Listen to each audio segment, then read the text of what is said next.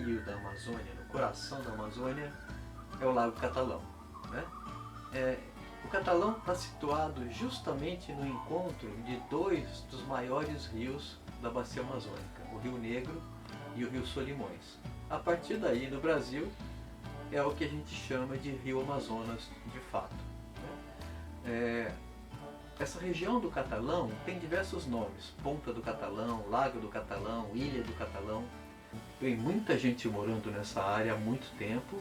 Ela é muito próxima de Manaus, então o acesso sempre foi fácil e rápido, o que fez com que, por exemplo, boa parte das grandes árvores nativas já tenham sido retiradas, cortadas para uso como madeira ou para construção de casas flutuantes. Da mesma forma, as espécies de peixe de maior porte, como o pirarucu e o tambaqui, também são raras nesse local, porque elas já foram pescadas historicamente e os estoques locais caíram muito. Mas isso não quer dizer que o Catalão seja uma área pobre de peixes, muito pelo contrário. As nossas estimativas de riqueza de espécies para aquela região são muito altas. Elas passam de 400 espécies de peixe. Para vocês terem uma ideia, isso é mais do que tem no Pantanal inteiro. E nós estamos falando de uma área de mais ou menos 4 ou 5 quilômetros de comprimento por 4 ou 5 de largura, né? Então uma área de menos de 20 quilômetros quadrados com mais de 400 espécies de peixe. Isso é uma riqueza fantástica, é uma riqueza que equivale ao que existe nos rios e lagos da Europa, por exemplo. O Catalão surgiu com a ideia de nós estudarmos a ictiofauna de um local que nós pensávamos que representava um o ecótono do Catalão. Com o tempo nós vimos que não é um ecótono, mas é uma fauna peculiar porque encontra-se na confluência entre dois ambientes muito distintos, que é o Rio Negro e o Rio Solimões. Então pensávamos também que isso nos traria boas respostas para um ambiente peculiar. O Catalão já existe há 21 anos. Este ano completa, em outubro ou novembro deste ano completa 21 anos, de coletas padronizadas, com malhadeira e com redinha nas macrófitas, mensais. A redinha nós fazemos a cada 2 meses, mas a malhadeira é a cada mês. Esses estudos todos que são desenvolvidos lá no Catalão só são possíveis porque a gente mantém uma base de campo há muitos anos naquela área. É um flutuante, ou seja, uma casa que se sustenta em toras de madeira flutuante. É muito antiga, né? Essa base, ela foi comprada há muitos anos, há quase 50 anos. Todos os meses, um grupo de pesquisadores e técnicos vão para aquela área, colocam redes de espera durante um período de 24 horas, ou seja, é um esforço de amostragem padronizado ao longo do tempo, o que é muito importante para estudos ecológicos. Esses peixes são todos coletados com muito cuidado, trazidos em caixas de isopor com gelo para o laboratório aqui no INPA, onde cada peixe então é identificado, medido, pesado e avaliado quanto às suas características biológicas. Esse conjunto de informações é que a base, é a alma do projeto Catalão e que permite que a gente tenha tanta informação ecológica relevante sobre esse sistema.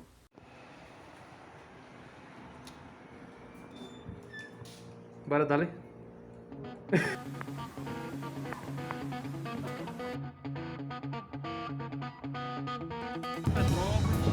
Vamos chegar lá na bola da Sufrão, vamos te mandar outra mensagem. Obrigado.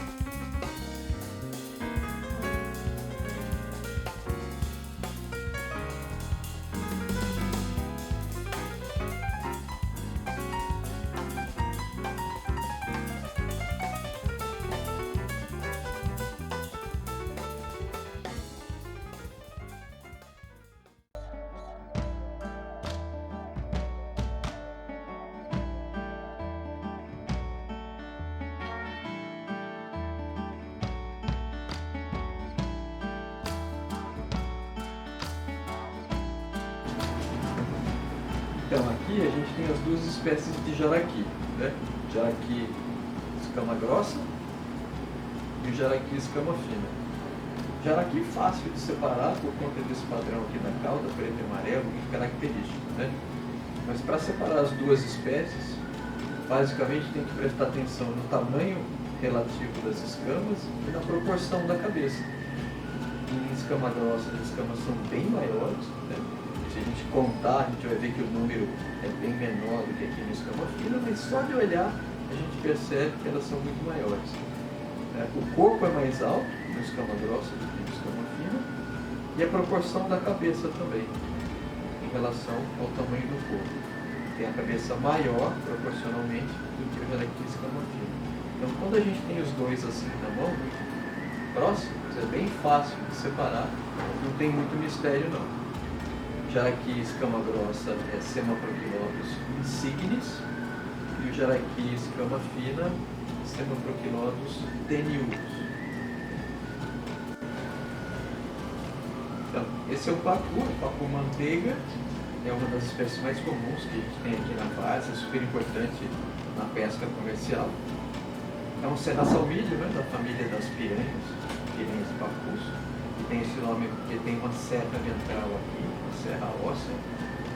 No caso de Milossoma, é fácil também de identificar porque não tem espinho aqui na frente da dorsal. A nadeira adiposa é curtinha e pode ser separada da espécie mais próxima, que é Milossoma aureum, por alguns detalhes aqui de pigmentação e morfologia. Essa espécie, que é Milossoma albiscopo, ela tem essa manchinha preta aqui no pé, logo atrás da cabeça. A cabeça não é muito destacada do perfil dorsal e ventral do corpo. E aqui na região da culatra, as serras abdominais elas continuam até a nadadeira anal. Então, se a gente olhar com uma luz transmitida aqui por baixo, a gente vê que as serras não tem nenhuma interrupção. Em Milossoma aureum, aqui a serra para onde tem uma abertura anal, né? Então a gente não veria nenhuma serra por aqui. Dá para perceber com a mão, né? Pelo tato, que a gente percebe que tem serras ainda aqui. Em Milossoma aureum não teria. Então esse conjunto de padrão de pigmentação, serras aqui na região anal e o formato geral da cabeça são suficientes para separar as duas espécies de Milossoma. Bom, um outro grupo importante é o dos siluriformes, né, dos peixes lisos. A quantidade de espécies de siluriformes é basicamente idêntica à de caraciformes. São os dois grupos dominantes aqui na várzea, né? Essa espécie aqui é a famosa piracatinga, ou urubu d'água, conhecida por devorar carcaças de outros peixes, de outros animais, inclusive carcaças, né, corpos de pessoas que morrem afogadas. E é um pimelodídeo que tem uma característica muito especial, né, é que ele tem dentes que são cortantes. A maioria dos pimelodídeos tem uma plaquinha de dentes como uma lixa em cima e embaixo que servem simplesmente para agarrar uma presa na hora de engolir. Essa espécie não, os dentes formam uma linha cortante e isso permite que esse peixe consiga arrancar bocados de carcaça, né? Então, por fora é fácil de separar porque não tem espinhos nas nadadeiras, né? A maioria dos pimelodídeos tem, ela não tem. Tem essa nadadeira adiposa muito longa, o corpo todo pintadinho e essa questão dos dentes, né? Que ajuda a separar imediatamente de todos os outros pimelodídeos. Então, esse é um bicho bem comum na várzea. O nome científico é Calophysis macropterus. Bom, esse é um outro siluriforme, do gênero Sorubim. Não se deve confundir com o nome popular, né, surubim, que é usado para vários outros grupos de peixes. Esse é o nome do gênero mesmo. A gente tem aqui, na Amazônia Central, 3 espécies de surubim. E elas se separam por diferenças morfológicas bem mais sutis do que a maioria das outras espécies. Normalmente envolve a largura do focinho, alguns detalhes bem sutis de pigmentação. Mas um jeito que separa rapidamente é olhar os rastros branquiais. Né? Tem uma espécie que tem os rastros muito juntinhos uns dos outros e provavelmente está ligado a uma dieta mais de plâncton, né? Do que de peixes maiores ou outros invertebrados. E o jeito mais fácil de ver isso é abrindo a boca do peixe e forçando aqui a abertura do opérculo, e aí a gente consegue ver os rastros branquiais. Nesse caso aqui, essa espécie tem esses rastros bem fininhos, longos e muito próximos uns dos outros. Então isso é Sorubim manihadi. Aqui é conhecido como bico de pato. Diferente da piracatinga, que eu mostrei agora há pouco, essa espécie tem espinhos na nadadeira dorsal e peitoral. E esses espinhos são muito dolorosos. Quem já levou uma espetada disso, provavelmente nunca mais vai esquecer. Agora vou mostrar para vocês um protocolo laboratorial de como nós processamos os exemplares capturados, onde quer um protocolo geral. Isso vai ser mais tarde utilizado para o estudo da reprodução. Nós precisamos dessas informações iniciais para depois podermos analisar os nossos dados. Então a Euler aqui vai mostrar para vocês as medidas mais comuns que nós temos, que é o comprimento total, né, como ela está mostrando, o comprimento padrão, e para aqueles peixes que têm a cauda em furca, o comprimento total também, que nós podemos ter todas essas medidas. E após o comprimento, nós sempre pesamos os peixes para que nós tenhamos mais tarde a relação peso-comprimento da espécie, da população que nós estamos trabalhando. É possível que você tenha populações diferentes da mesma espécie, em locais diferentes, que tenham essa relação do peso com o comprimento diferente. Isso nós fazemos por meio de uma regressão que vai nos dar valores de A e B distintos para aquela população. Então você sabe que aquele peixe daquele local, ele pode estar crescendo de uma forma diferente, diferenciada de uma outra população, de um outro local. Então, essa primeira análise que você faz é uma análise exploratória de identificação da população, super importante. Primeira coisa que a gente faz para começar a trabalhar com população de peixe.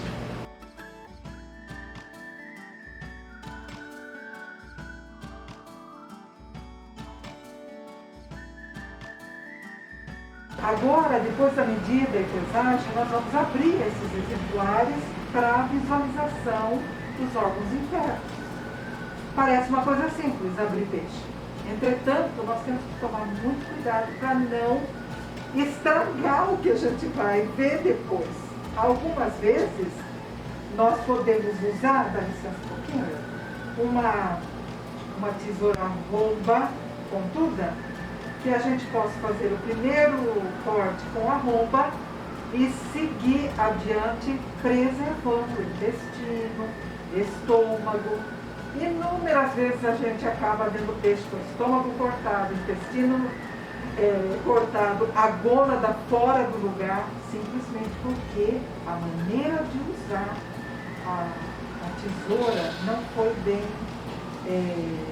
não foi cuidadosa. E peixes com formatos diferentes, a gente usa algumas técnicas também da janelinha ou do corte longitudinal. Aí ele vai fazer aqui, o exemplar é muito pequeno, então nós temos que tomar cuidado para não estragar o exemplar.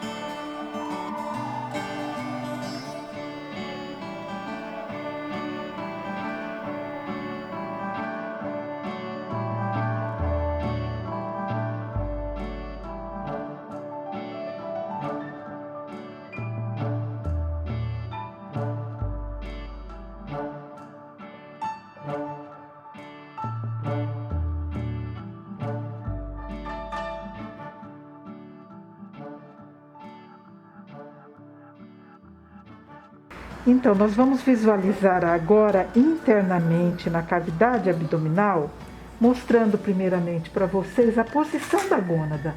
Nesse caso desse exemplar, é um exemplar macho, ele é um testículo que está no que nós chamamos de fase 2 de desenvolvimento. E ele, vocês podem observar a posição dessa gônada, né?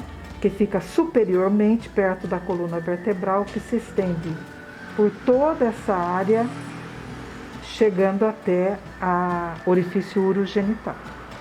Então, nesse caso daqui, desse macho, ele ainda vai passar, ele provavelmente já desovou, e ele voltou no ciclo que nós chamamos de endesenvolvimento, e é um endesenvolvimento inicial.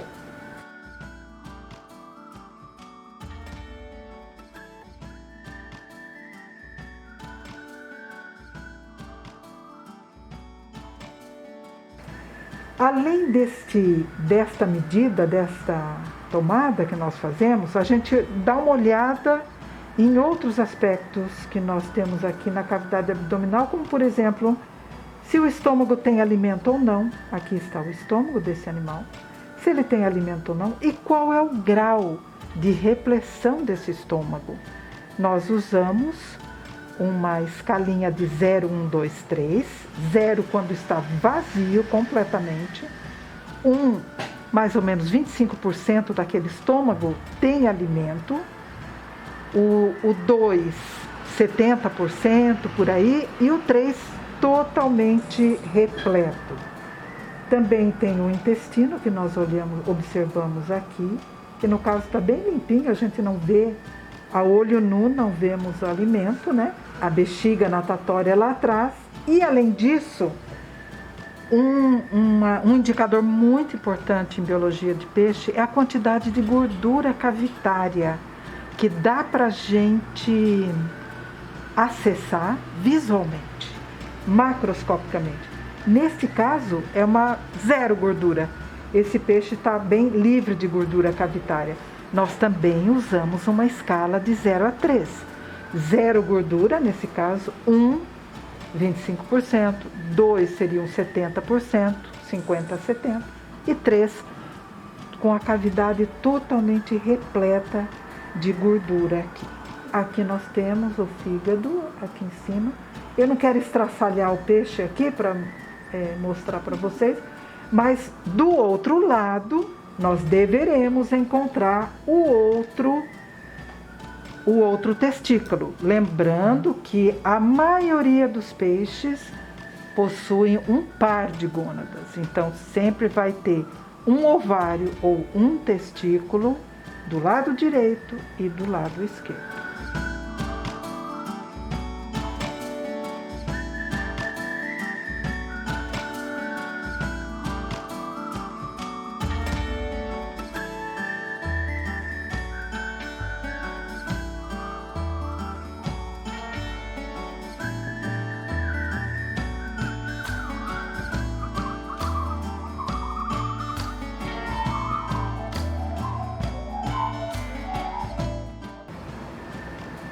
A gônada está aqui, ó. Tá, vamos ver. Aqui, tá vendo? Isso daqui que é a gônada. A fêmea é esse filetinho aqui, é gônada. E não dá para saber se é macho ou fêmea. E às vezes, como a condição da gônada é muito ruim, a gente não consegue também definir. Então é um não determinado. Entendi. É um macho, 2. Tá aqui a gônada. Legal. Dá pra ver? Tá. Dá pra ver, o calibrezinho já é maior. Já é maior. O primeiro que a gente viu. Isso. Legal. Aqui, que a fêmea, a gônada tá bem madura. Ela vai crescer um pouquinho mais ainda, cresceria, né? Se não tivéssemos matado. Uma fêmea madura. Preste atenção no tamanho dos ovócitos que estão aqui dentro, que muda. E aqui é o contraponto do outro. O tamanho do ovócito é bem menor.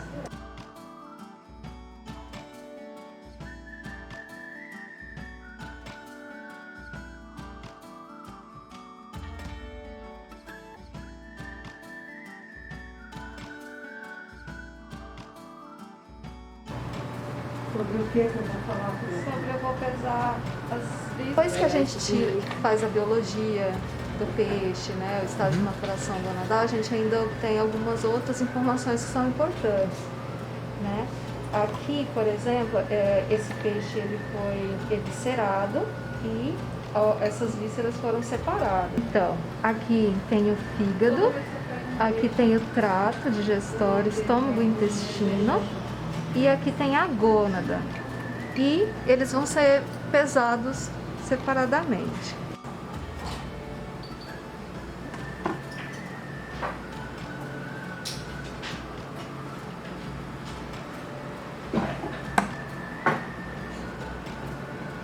O objetivo de nós retirarmos as várias partes da cavidade abdominal do peixe é que nós podemos pesar cada uma dessas estruturas e com isso estimar a condição corpórea dos peixes, além da dosagem de energia em cada uma dessas partes, estômago, intestino, separadamente ou não, gônada, fígado.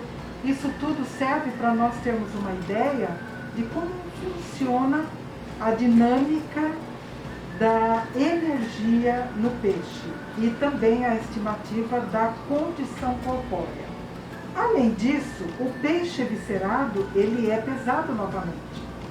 Também para nós termos uma ideia da variação, da flutuação do peso do animal com vísceras e sem vísceras. Sem as vísceras, nós vamos saber então qual foi o ganho energético no músculo, ossos, mas não considerando as vísceras. Então isso nos dá uma ideia da direção, da alocação energética no corpo do peixe. A alocação da energia que é proveniente do alimento que ele come.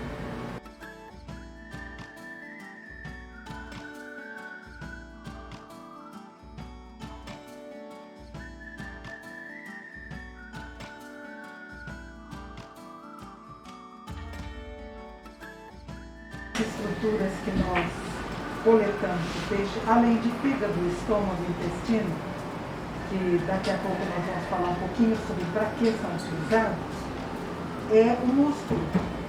Então nós retiramos um pedacinho do músculo, do dorso do animal, retiramos a pele dele, e este pedacinho nós podemos fazer a dosagem da densidade energética, que é utilizada para estimativas do fluxo de energia no indivíduo ou na população dos indivíduos da espécie.